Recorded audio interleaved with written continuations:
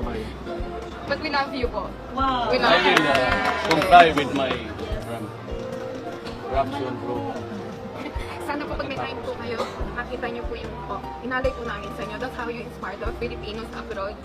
Ganyan po yung effect sa amin. Sobrang mahal na mahal po namin kayo. Alam mo, classmate kasi kami sa break. Ito po yung before the project. Ito po yung finished product po niya.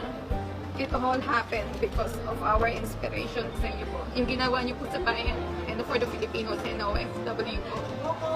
For the country. And I have, And for the signan ko na lang. Sa'yo, side. Huwag po kayong susubot, tatay. Ay, hindi ako na Nandito lang po kami. exasperated lang ako kasi naghabol kasi ako ng corruption. Yes. Sabi ko, kung ganito kayo, may kausap ako ng Lord. Pati kayo, nahabol ko yung ngayong Pilipino. Sabi mo,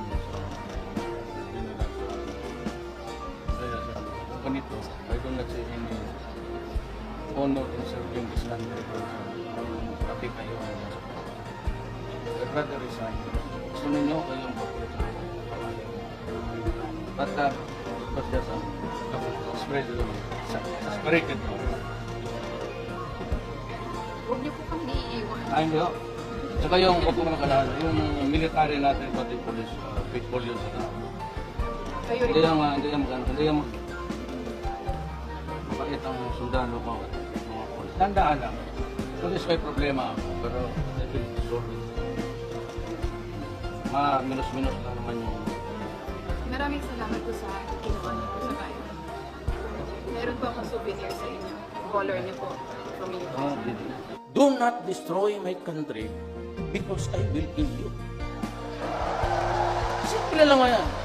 Do not destroy the youth of the land and deprive us of a brighter tomorrow for the next generation. What is wrong there?